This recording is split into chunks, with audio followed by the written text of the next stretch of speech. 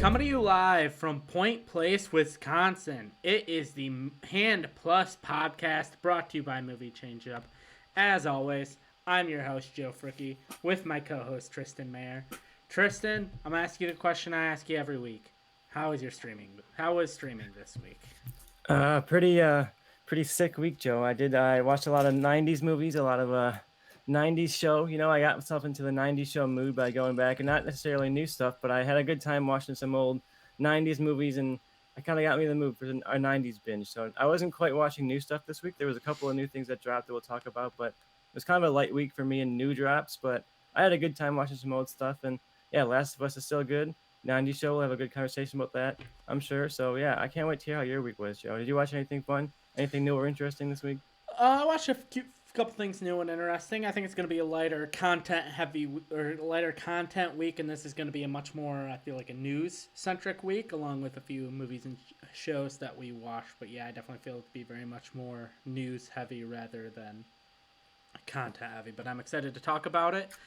We can kick it off with The Last of Us, a show I've still yet to watch. There was a show I spent my weekend binging, and we will talk about that when we get to a different streaming service. And let me start off. Let me rewind a little bit. If you haven't watched our show before, I assume a lot of people that are watching this or listening to this have. But if you haven't, you just checked us out. You scrolled past us on YouTube a number of times, and you're like, "Hey, let me check out and see what this is." Every week, I and my co-host Tristan, we break down this week in streaming. We talk about movies, shows, we talk about news, we talk about trailers, everything to do with streaming. We talk about, hey, we watch this, you should watch this, or hey, we watch this and you should completely avoid it because it sucks.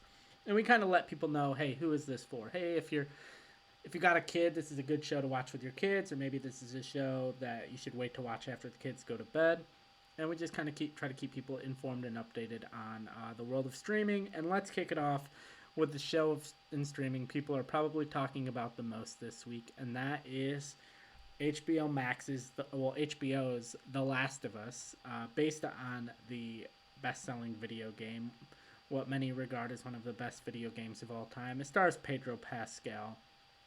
And Tristan, like I said, I've still yet to watch this show. I need to watch it. But you watched this most recent episode. Is the episode 2 just as good as episode 1? Is it starting to fall off? Is this the show with an all-time great pilot with just a horrible episode 2? Where are we at? What are we thinking?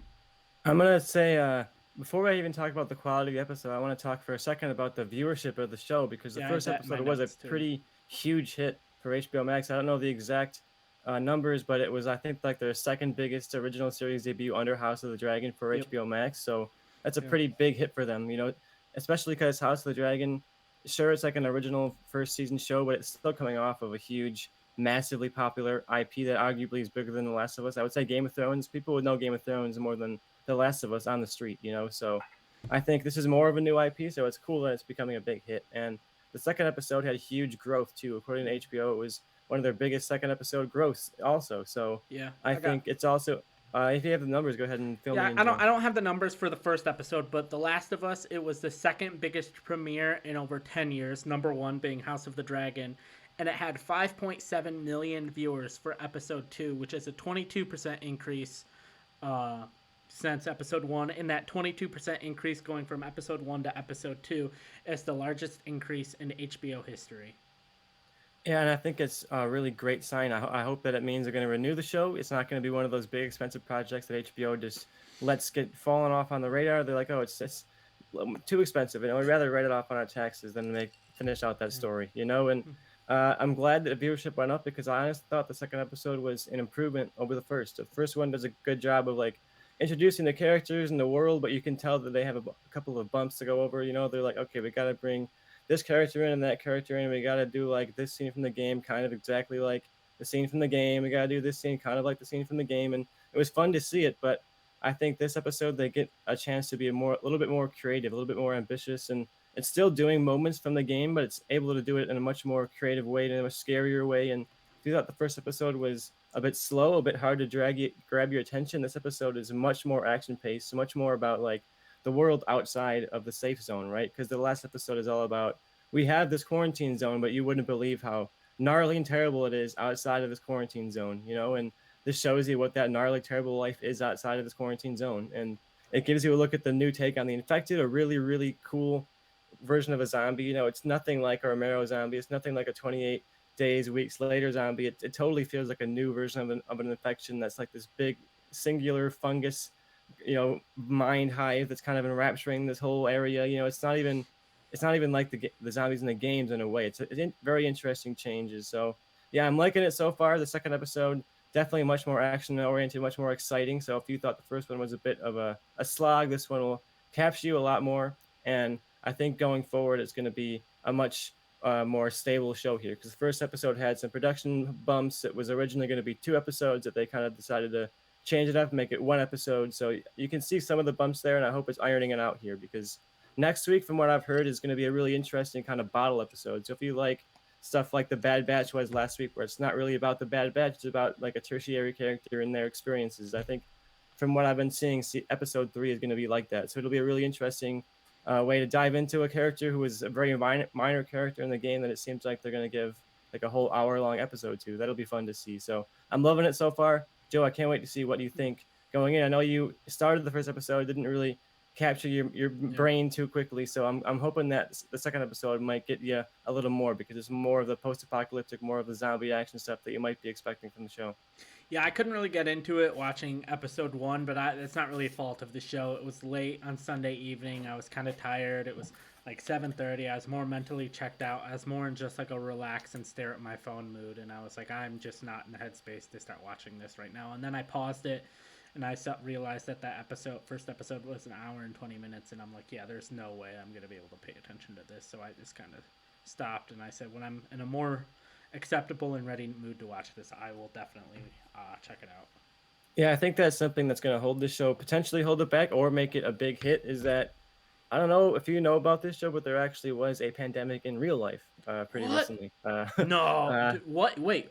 Like a like in real life? Like Yeah, it's actually not fictional. It was a real thing that happened in our lives very recently. So I'm really curious what the appetite is. You know, like do people want to watch a very dire, depressing show that's dealing with questions that are pretty direct to our experiences? You know, the first episode has a cold open about this a woman, a scientist in Indonesia, just a couple of days before the outbreak, who learns about this outbreak that's coming, and she's trying to tell the people of the city, oh, this outbreak could destroy literally the whole species. We have to nuke this city to contain this virus. And they kind of deal with the ethical dilemma of like, are we going to destroy the city on the risk of maybe what this virus could be without any proof of what it will be, you know? And I think that's an interesting question, something that was totally unique to this show and not present in the game at all. So I think they're doing interesting jobs of injecting kind of the current questions and a lot of the thematic questioning that's going on below the surface. It's not just about Joel and Ellie and their adventure. They're having these little outskirts. The first episode had the opening sequence in the news station that was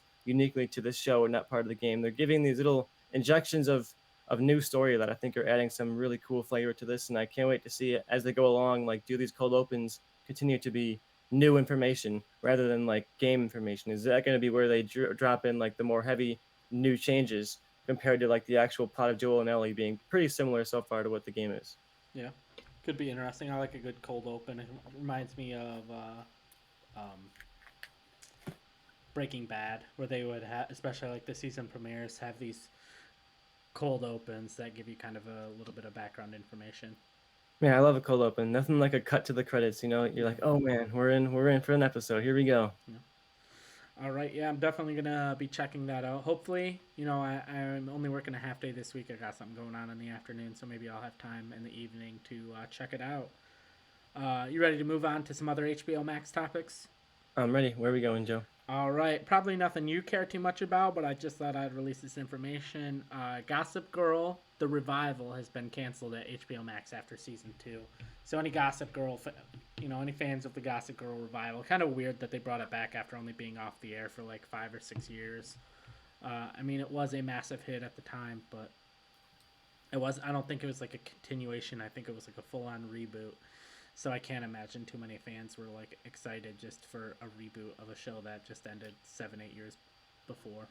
Yeah, my brother was a big Gossip Girl fan. I watched a good amount of that show with him, like over his shoulder when I was over visiting or whatever, sit through some episodes. And he, as a huge fan of the original show, was not at all into this revival. You know, he watched a couple episodes of the first season and said it's like Gossip Girl, but it's it's not really the same characters. I think there's like one or two characters that cross over or something like that, but it doesn't feel the same. He wasn't a big fan of it, so yeah, I'm sad for fans, I guess, but I don't know anyone who was a fan. Yeah. Yeah. All right, and some other news. I've talked before a little bit about how I think the world of streaming is going to completely change the world of sports. You have NFL is moving Sunday Ticket next season from DirecTV to YouTube TV. Apple TV Plus is having Friday Night Baseball, and now on HBO Max you're able to stream U.S. Women's National Team soccer games on HBO Max. So uh, I think pretty much every streaming service has a live aspect at this point. I know Dancing with the Stars was live on Disney Plus. They also had that live Elton John concert. Netflix was doing a Joel McHale show live at one point. I know later on this year they're doing. Chris Rock is releasing a live special. He's recording it and broadcasting it live. Um, Amazon Prime has Thursday Night Football, and so now HBO Max is joining the live broadcasting uh, game as well. So curious to see how everything works for them. I know they broadcast the first game. I believe it was Saturday. I didn't hear any reviews of how that broadcast went, how the stream looked, anything like that. But I think it's I'm interesting that yeah, sports is moving to streaming.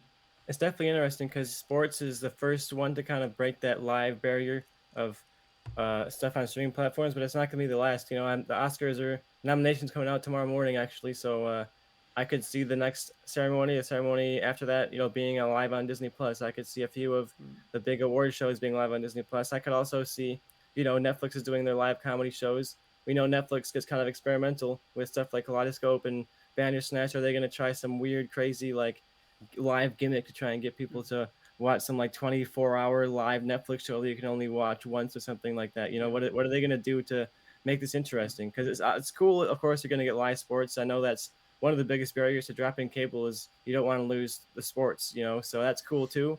But my brain goes to like, what kind of crazy, mm, dumb things are they going to do with this live feature to try and get me to sign up and watch it? Give yeah. me some crazy Kaleidoscope season 2 is all live. You got to watch this heist live. It actually happens. There's a live heist in New Yeah. York City. You watch it on TV.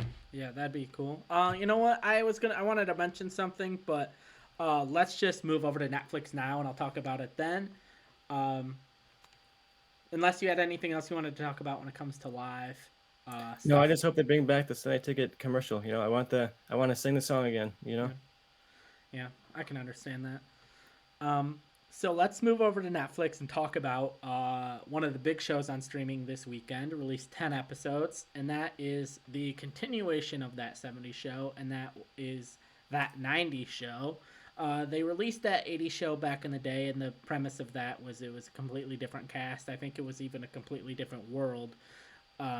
But just like that 70s show was set in the 70s, this was set in the 80s, and now that 90s show is in the 90s. However, it is about the next generation. It is about uh, Eric and Donna's kid moving from Chicago to live with their daughter Leia, of course, as Eric was a big Star Wars fan.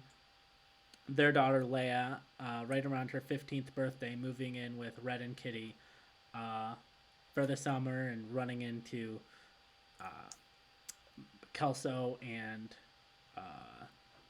I'm blanking on her name, and that is horrible. But she's running into some Kelso family. Jackie, right? Jackie, yeah. Yes. As I watched that 70s show a lot in high school and in middle school, and I can't believe I blanked on her name. But yeah, Kelso and Jackie's son, and I think it was a very solid continuation. I watched all 10 episodes. I believe you have as well. Mhm. It wasn't perfect. I believe a lot of the complaints I've seen online were complaints you could also throw at that 70s show. But I think if you were a fan of that 70s show, it's definitely worth checking out. If you haven't seen that 70s show, it's, I think, one of the better sitcoms, especially of its time period, and definitely worth checking out. But what were your kind of general thoughts on that 90s show before we delve deeper into it?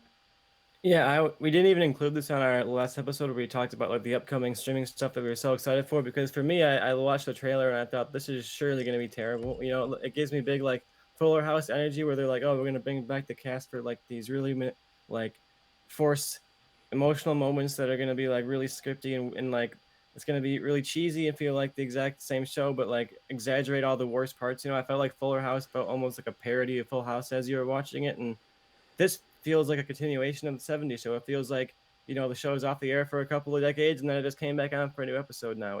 It doesn't feel like it's being like ironic about itself. I feel like some of these revival shows feel like they have to be tongue in cheek and like make fun of the fact that they're just like the original show because they're like so insecure about the fact they're doing the same thing over again. And I feel like this show did a good job of just picking up where it left off, and it did. I like that it brought back the original characters, but not in huge roles either. It gave it a way for the main cast to shine and not feel like you were sitting there every episode waiting for like when's the next character from the other show going to show up. It gave them a chance to build up these characters, and if they do get to season two, I think that they will give a more of the spotlight to the older characters, especially if they get a bigger budget and they can maybe pay some of the actors a bit more money who have had bigger careers. Ashton Kutcher, Mila Kunis, even Topher Grace, like they're not going to show up for Yep. like a long running episode, a long running series like this. But if you give them a bit of more money, maybe they will.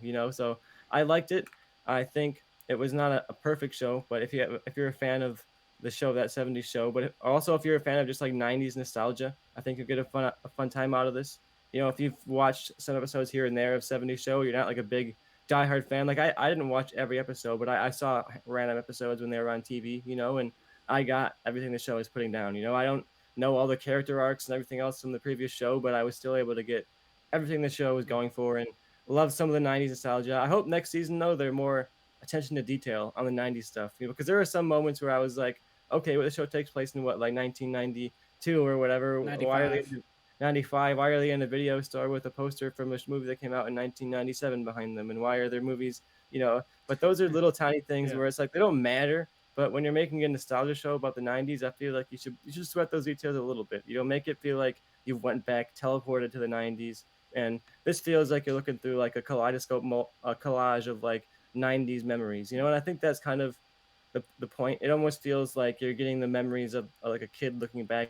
It's not quite what the '90s were. It's like a little bit of a more wholesome, more heartfelt version of the '90s, but that's kind of what it feels like to look back on your childhood, right? It gives you that feeling of looking back on the good old days and remembering them more fondly than they maybe actually were. So I liked it. It was a fun, heartfelt time, and I really can't wait for more of it. I hope they give a couple more seasons to this one. Yeah, I really like it. And the one thing I said, like the complaints you have about that '70s show is or that '90s show is what people had about that '70s show. Like that was the thing as well. And also part of that '70s show, it started and it was supposed to start in 1975. That's when season one took place, and the show ran for I believe 8 seasons, and it finished on December 31st, 1979. So there were like 6 Christmas episodes and things like that, and towards the end, it was more just an amalgamation of the '70s. Things didn't really flow, or there wasn't a continuation. So things like, oh, that's movies from 1990, or it's set in 1995, but a poster in the background is from 1997. Doesn't really bother me.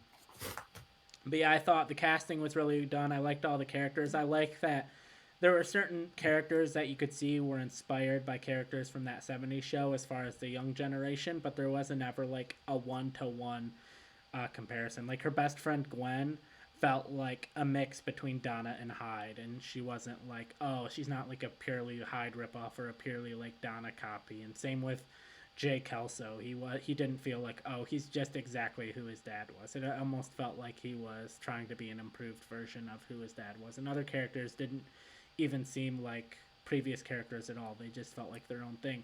The one complaint I had is that '70s show had like a lot of iconic '70s like actors and people from the '70s appear in cameos and random episodes, and I really felt like there was only one person from the '90s who had a cameo role in that. I mean, spoiler alert, but it was Brian Austin Green and a small role. But there were like roles here and there that I'm like, oh, that would have been perfect for like an iconic '90s actress or actor. Like the hot tub lady, I thought could have been someone like an iconic actress from someone like Jodie Foster or Michelle Pfeiffer, or someone that you like see and immediately think of the '90s.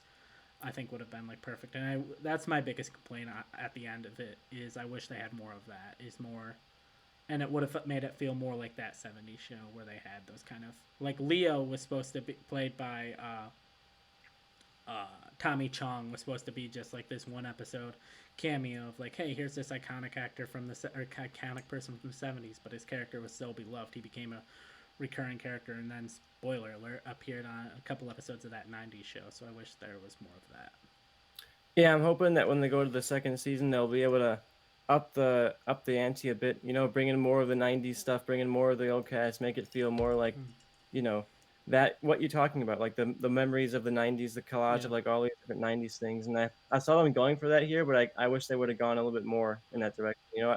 I think about like How I Met Your Mother. I imagine was similar, like inspired by that '70s show in the way that it has that like layered narrative of like you're seeing like the story that he's telling, so it's not necessarily what really happened. And I think they're going for that here. You're seeing like the nostalgia of what yeah, happened in the '90s, maybe not what really happened. And I hope they lean more into that in season two. yeah.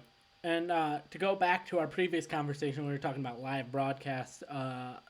The revival of Roseanne slash The Connors has done this a few times. Where like once a season they have a live episode. Usually they'll pair it after like a big event, like the Oscars or like the Super Bowl. It'll be like directly following.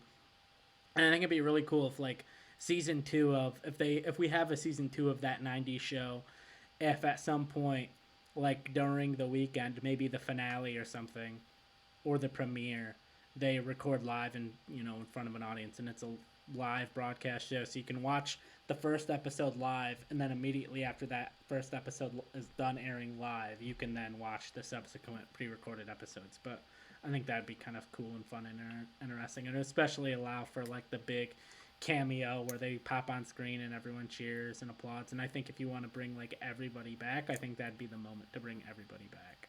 Yeah, that would be a really fun idea. I hope they do that now, especially now that they're experimenting with all the live stuff. Mm-hmm. A good connection there. Yeah. I hope they do something like that, whether it's for this show or any kind of live sitcom. That'd be a really fun, nostalgic thing to do. Yeah, and how did you feel about Kurtwood Smith and Deborah Jo Rupp reviving their characters as Kitty and Red, two of the most iconic TV parents of all time? They were kind of the secondary leads behind the kids. It was great to see him again. I thought Deborah Jo Rupp was more naturally back into her character than Kurtwood Smith was, but they both did a really great job by the end. I thought as you could see Kurtwood Smith slightly struggling to like get the laughs for the first couple of episodes because I feel like he was trying to find the character, find the tone of the character again, especially like a dad that's that mean and rude to his kids. I don't know. It's funny in the '70s. Is it funny in the 2020s? I don't know. It's still funny, but it's almost like it doesn't necessarily play as much as it would have played, 20 years before it did. So I was hoping that he'd like adapt his parenting to the '90s a bit more. Yeah. And see him have like struggling with the new '90s. Woke culture. They're so sensitive now in the '90s. I can't be saying the stuff I used to say. That Yeah. could be kind of fun. Yeah. But I liked them both. I talk about iconic TV characters. They're some of the most iconic TV characters. And Deborah Jo Rupp, every time I see her, I see Kitty Foreman. Every time I Yeah. see Kurtwood Smith, I see Red Foreman. And when you think of that '70s show, you think of them before you even think of the kids. At least for me, I think of those two Yeah. parents above anything else. So if you're gonna bring anybody back, you're gonna bring them back, right? Yeah. And long before the that '90s show was even like a thing that talked about, I can't remember what he was promoting, but I think it was on some show on CBS or something. But someone asked Kurtwood Smith who his favorite actor to work with, and he says his all-time favorite scene partner is Deborah Jo Rupp. So it was kind of cool to see them back working together again. So That was great. It was really nice to see them. Just in that first moment when they're in the kitchen together, you're like, wow, there they are back together again. yeah. All right. Anything else you got to say about that '90s show? No, I'm looking forward to that 1996 show coming, next year. Definitely, definitely. And some Netflix news. The part of the original Power Rangers lineup, they got some people from the original like the original season one, and then they not everyone agreed to come back, so they brought in like the Red Ranger from season two and the Pink Ranger from season three are coming back for a 30th anniversary special on April 19th. It's going to be like a scripted thing. It's not just like a thing where everyone sits around and talks about their experience doing Power Rangers. It's actually going to be like a Power Rangers movie with some OG 1990s Power Rangers. I feel like if I was releasing a Power Rangers revival, I would not release it on 4/19. I'd probably push it to one day, give it a nice 4/20 drop. But yeah, it'll be fun. I watched Power Rangers a lot when I was a kid, so I'm definitely gonna watch this and have some nostalgic overload and have a good little time watching it. I'm sure it's not going to be great. It's probably going to be a bunch of cheesy and one-liners and callbacks and stuff like that. But I'll have a good time with it. Yeah, I feel like all the things we were worried about with that '90s show is exactly what this is gonna be, but Power Rangers in itself is cheesy dumbness, so I think it works. Yeah, I think it's one of the only franchises where you bring it back and like I want it to be dumb. Like I'm not Mm, wanting this to be a good movie. If this yeah. is good, I'm gonna be like let down. You gotta give me some shock here. Yeah, I agree with that. And also, Cobra Kai. Have you watched all of Cobra Kai that's been released? I have not. I think I've watched the first two seasons now. And then I saw Yeah. there were five of them, and I was like taking a breather. Gotta All come right. back to that. All right. Well, Cobra Kai. It's officially announced that it is ending with season 6. So the show is going out on its own terms. I like that, and when I hear news like that too, it makes me want to go back and binge the rest of the show. Because now I'm like, okay, there's an end point. I'm not going to be watching this for the rest of my life until it starts being terrible. Mm. And I can get through these next couple of seasons definitely by then. So I'm gonna catch up and we can watch that final season together. Joe, how do you feel about that? All right. Sounds good to me. And speaking of cancelizations and Netflix, Netflix CEO Ted Sarandos, in an interview, dropped a line Oh that's man. caused a stir with some people, and I want your thoughts on him because honestly, I kind of agree with him. He says, "We have never canceled a successful show. A lot of these shows were well intended, but talked to a very small audience on a very big budget. The key to it is you have to be able to talk to a small audience on a small budget and a large audience at a large budget. If you do that well, you can do that forever." I think that's a little bit. I mean, he's right on the surface, but I think you have to look at like what is a successful show. Netflix has changed the definition of success from a show that gets good reviews and people like to a show that gets a lot of views in the first 3 days of being uploaded. Otherwise, it sucks. And I figure like they have to figure out a way to not just be like, okay, the viewer numbers were small, let's give up on this show. They got to figure out a way to give a show a little bit of time. Give the show a couple of months to grow an audience and see how it goes before they drop the X. Think about something like Sandman that to me fits that description. It was super expensive. The ratings were okay, but they were not great. And any mathematical calculation onto that show says they should have canceled it, but they let it hang for a little bit. The fandom kind of grew. All of a sudden, there was a bit more passion to it. The numbers started to go up a little bit more, and they said, you know what? Let's give it another shot. Maybe season two won't be so expensive. Maybe it'll be a little bit of a cut down season, but we're gonna give it another shot and see how it goes. And I wish Netflix would do more of that sometimes Yeah. because they do seem to be jumpy.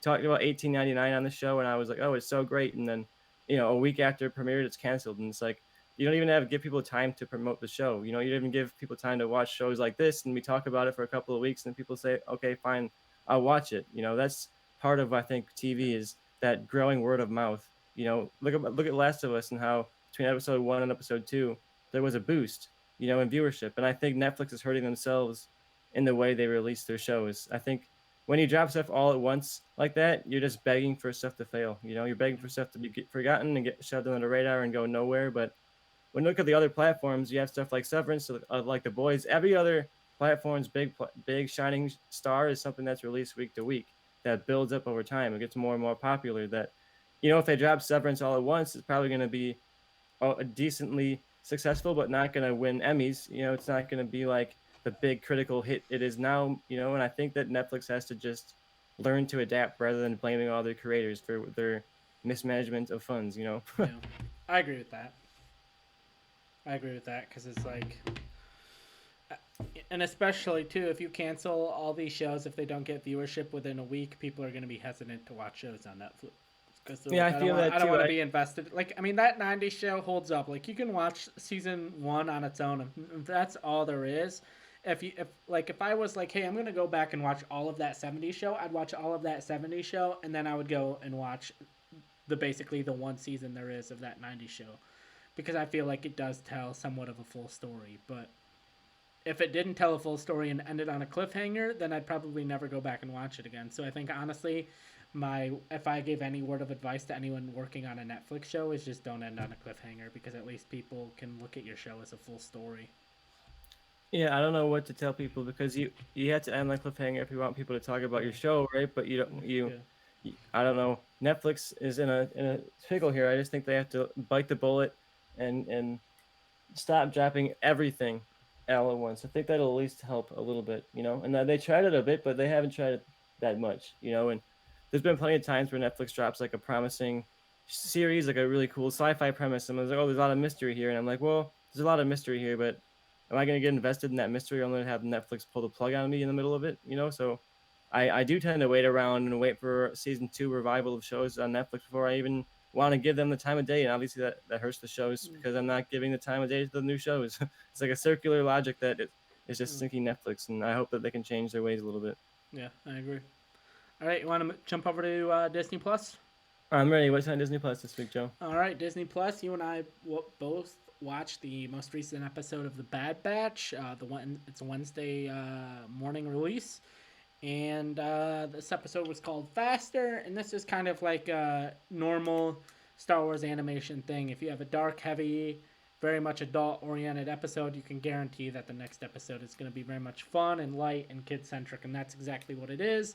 Essentially, the premise of the episode is Tech and Wrecker are and Omega, I believe. Yeah, Tech, Wrecker, and Omega are off on this mission, and they have to help Sid with this whole thing. And she has this riot racer, Teo, who is hopefully going to win this riot race. It's just basically pod racing meets Mario Kart.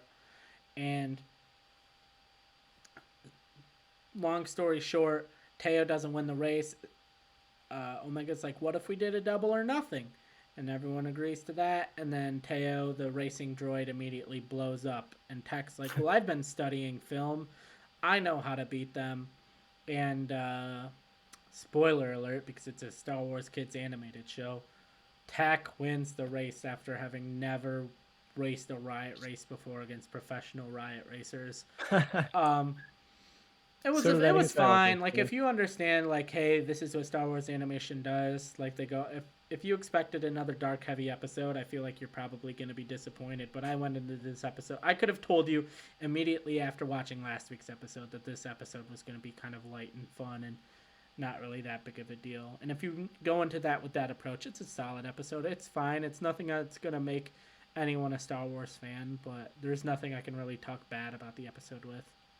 Yeah, we didn't talk too much about last week's episode because I hadn't seen it yet, but I really liked it. It was a great, talk about a dramatic kind of bottle episode where it talks about these side characters of the Star Wars animated universe, and yeah, adult oriented, I guess, for what this show is going for. And yeah, once if you've watched these shows before, you know that structure. They'll swing to you with like a crazy episode like that, and then they'll kind of go back to the fun kiddie stuff. And I liked the episode though. I thought it was a good time. There's been some much worse kiddie episodes of Yeah. these various animated shows. I think of some of the bad episodes of Clone Wars, and this is not even nearly that level. I had a good time with the pod race. It was nice, fun little Star Wars adventure, and that's kind of what I like out of these animated shows. I like that the seasons are a bit longer. It's not necessarily about like this self-serious long story.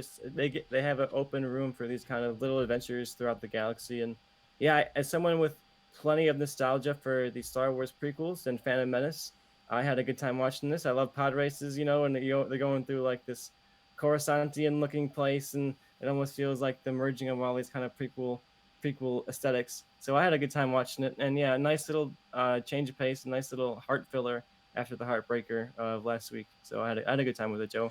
I Yeah. liked it more than I think you did, but yeah, I I enjoy a mean, nice little filler episode here and there. I wasn't a hater on it. I'm not gonna lie. I fully expected a dodgeball ending, where essentially Tech just sits in the back of the race and doesn't do anything and ends up losing, and everyone's like, Tech, like, what are you doing? How would you lose the race? You were supposed to win. You didn't even try. And he's like, yeah, but I watched the film and I bet every credit I had on that guy, and he ended up winning. And so I paid Sid's debts, and also I have X amount of credits for us to take home too. That's kind of how I thought it was gonna go, and then I saw Tech doing stuff and winning, and I'm like, oh, they're just going the simple Tech wins. Okay. Tech wins, yeah. I'll make an argument for Tech later in the episode, maybe. But Yeah. uh, good episode for Tech this week. You got to Yeah. get out of the shell, have a little adventure, a little action for the techie. Yeah, I mean, there were some overall season stuff. Like it was very clear, like they can't trust Sid, and I got to imagine there's gonna be a moment where they need Sid to do something, and Sid's gonna let them down. But in typical Star Wars fashion, Sid's gonna come through at the end and save them. Yeah, I'm wondering if this Sid stuff is building up to arc by the end of the season where they move on from Sid's location onto some other realm of the galaxy, especially as they're building up this idea that maybe there's a bigger fight than we're Yeah, in on right now. yeah, There's some kind of larger threat. Maybe the Empire. We gotta rise up together against that. They're getting closer and closer to all that rebellion kind of storyline that they might be building this towards. I don't know. So I wonder if we're gonna move on from Sid before the end of the season. yeah. I mean, there were rumors a while. Like there were people walking around Lucasfilm, saw some updated 3D animated Darth Maul models and things like that. So there are rumors going around that potentially we could see the origin of Crimson Dawn, and maybe Sid is technically actually working for Crimson Dawn, and these missions that the Bad Batch is going on are as altruistic as they think they are, but that's all speculation and hearsay. Darth Maul could maybe doesn't appear in this season or this show at all. I have no idea, but those are kind of the rumors. And the way things are leaning, especially with all the stuff they're talking about Sid, that's kind of where I think I'm going with this. Is they're going to end up accidentally working for Crimson Dawn and realize that they're on the wrong path, and I think they're going to go from Crimson Dawn in the show. I mean, I have no idea what their long term plan for the show is, but I feel like maybe the show could end with them officially joining the rebellion and maybe like meeting like someone we can look at and see as a member of the rebellion, whether that's Bail Organa or Saw Gerrera or someone like that, and that's just kind of how the show ends. It's them officially being members of the rebellion, and then because they're clones and aged out twice as fast, I would say they're just old age and die before Rebel starts. If you want to make a good bet watching this show, just anytime we're making Star Wars predictions, one of us is going to mention Crimson Dawn at some point. Yeah, I it's the feel like we most. predicted Crimson Dawn for like every show so far. They're going to be in Kenobi. I know it. They're going to be in Boba Fett. I know it. They're definitely going to be in Boba Fett. They're going to be in Mandalorian season 2 though, for sure. They're coming. Season 2 Mandalorian. They're going to be there. It's just apparently it was this big, massive, most important criminal underworld organization during the time of the Empire, and they just don't talk about them. Eventually, they got to show up and be important. So, Yeah, we'll see. One day they'll pay that off, Joe. Solo's going to matter one day. I promise. you know. All right, you want to move over to Disney's other streaming service, Hulu? I'm ready. Where are we going with Hulu? I don't know if I even opened Hulu. All right, yeah, I didn't watch anything. We do have some news though. Meryl Streep is joining a show I definitely want to check out, and that is Only Murders in the Building, season 3, the Steve Martin, Martin Short, and Selena Gomez show. There's a lot of talk about that, and I saw them on all the morning talk shows talking about Meryl Streep joining that in season 3.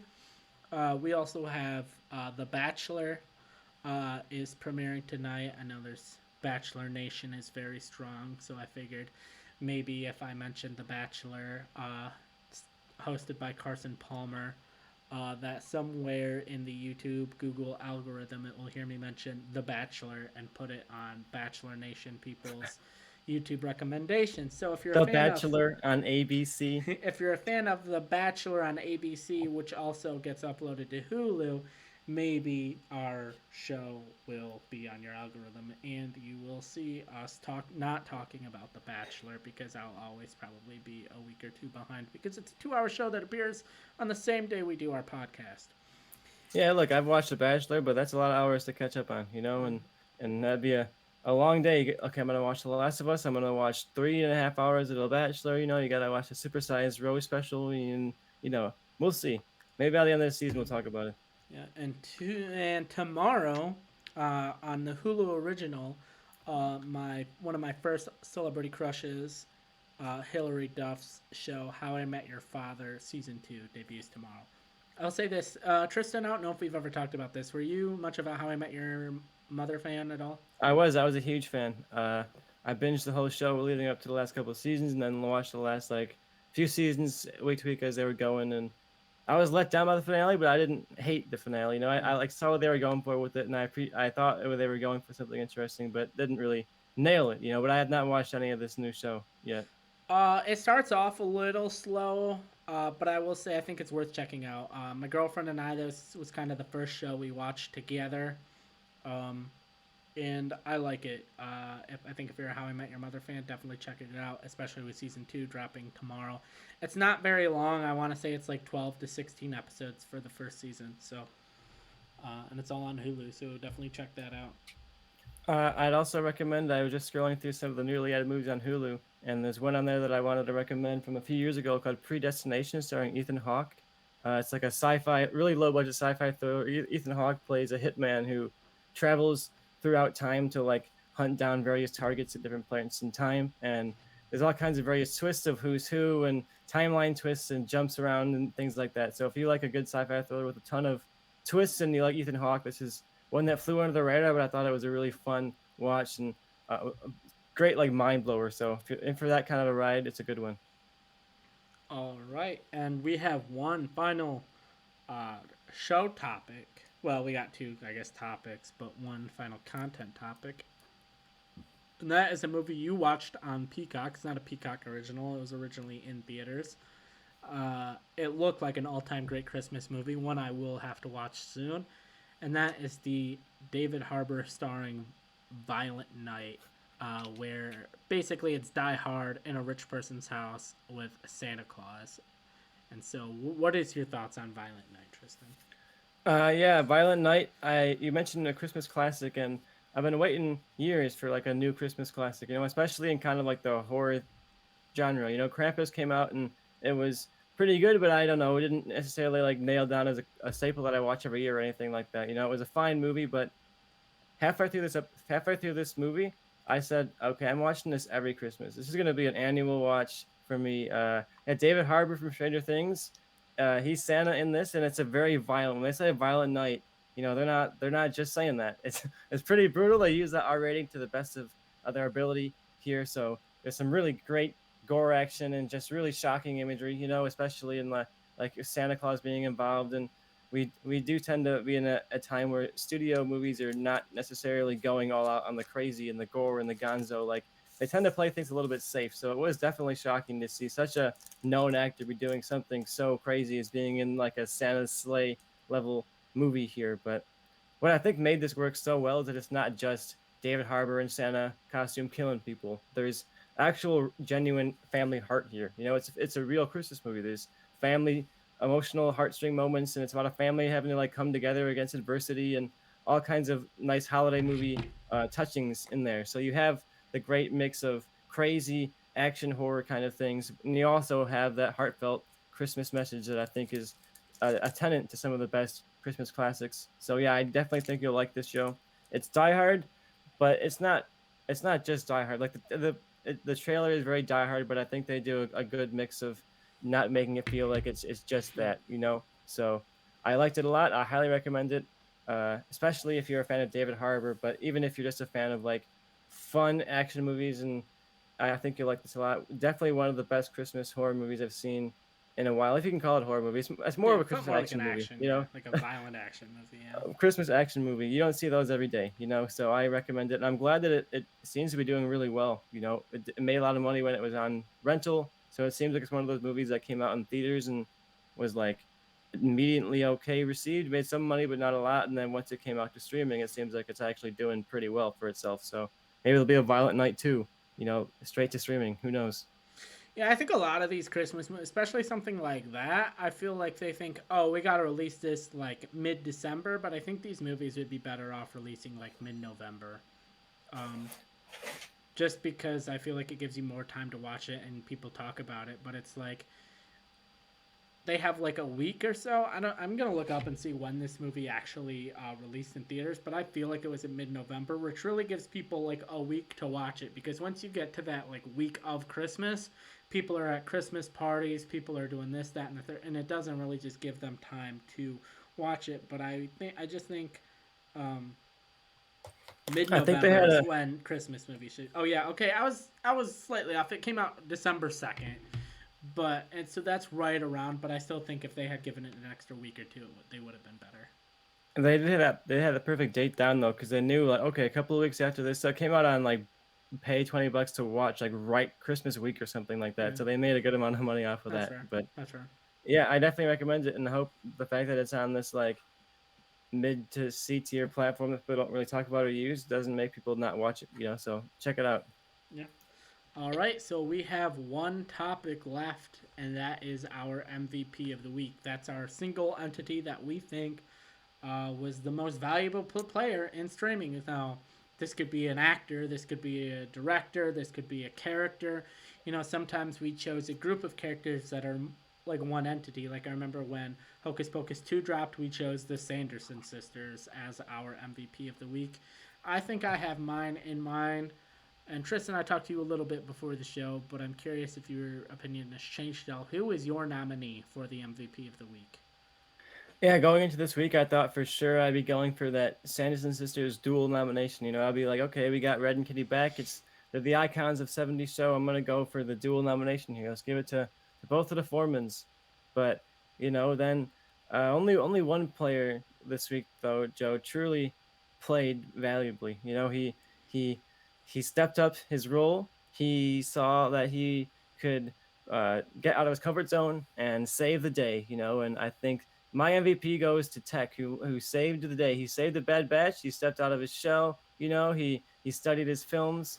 Little film nerd Tech, who was like, "Hey, I can do this stuff in the movies. I can do the movie stuff." And then he won, Joe. So look, I'm gonna go ahead and give my tentative MVP nomination here to Tech because I'm really curious where you're gonna go because I'm thinking he went for someone in the '90s show, but I don't know. He could have gone for something else. Could have given me a curveball here, but I think Tech saved the day for the Bad Batch here, so he's my nomination.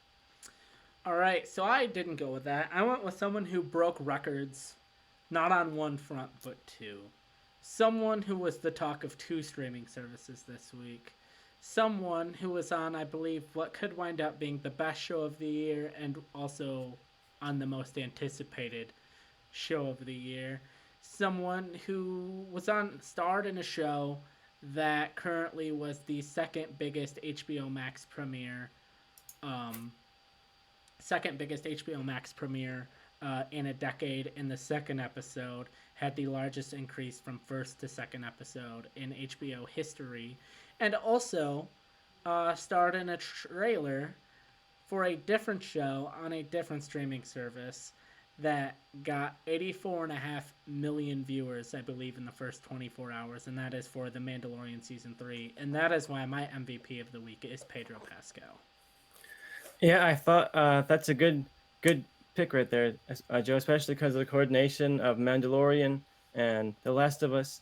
And he had a pretty good episode here, The Last of Us. He was able to get a lot of action in there and show off his action chops. Of course, The Mandalorian, 99% of the scenes, he's not like I know on the screen with his face off and stuff like that. I haven't so this is a different performance for him. So I'm really enjoying seeing him do that here. I think if you had seen the second episode, I would have made a case for Tess, the supporting character here, who has uh, it's a pretty prominent role throughout the second episode, played by Anna Torv, who I loved in Fringe, and it was cool. It's been cool to see her back on the show in that role. So I thought about that argument, but then you hadn't seen the episode, so I'm gonna hold my case.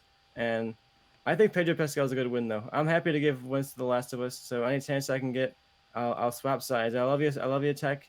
You almost won, but you won the pod race, but you didn't win our hearts. So gonna go ahead and give the win to Pedro Pascal. Yeah, I can see that. I think Bad Batch is probably going to win some episodes here and there, especially because I've heard things about this season, and I think there's going to be stronger episodes this season for the Bad Batch to win. But I think when you're starring in two shows on two different streaming services, and they're both kind of the marquee shows on both services, and you get one show is getting rave reviews, and the other one drops a trailer that's getting record number of viewership. I think it's hard not to win MVP of the week that week. So yeah. Yeah, I am imagining it's going to be a Bad Batch versus Last of Us couple of weeks coming up. Especially thinking about the Last of Us and some of the story beats they got coming. It's going to be an interesting season. Can't wait to get your thoughts on as we go. Yeah, I'm definitely gonna watch it. I'm definitely gonna keep up with it. I'm gonna try to watch some things on some other streaming services like Apple TV that we don't talk about. I'm gonna look and dig as hard as I can and find something worth watching on Amazon Prime. It's just nothing ever looks worth a crap on there. I'm sorry, Amazon Prime. You need to step your game up. Please give us some recommendations. If anybody out there Yeah, is actually watching and listening to this, let us know what you're watching on Prime, what you're watching on Hulu. We really want to cover these platforms, but the thing is, they just drop so much stuff. It's hard to even like pick out the gold from the haystack of mid. yeah, yeah. All right. Anything else you got to say before we sign off? Nope, can't wait for next week. It should be a great discussion. Looking forward to watching these shows keep going, but also looking forward to what you'll find in your search for treasure, Joe. Bring back some good stuff for me. All right, I will try. And without further ado, goodbye. Hey, thank you for watching the Movie Change Up podcast. We'd really appreciate if you liked, commented, subscribed, and shared us with anyone you think might be into what we're doing over here. Thank you. Have a nice day.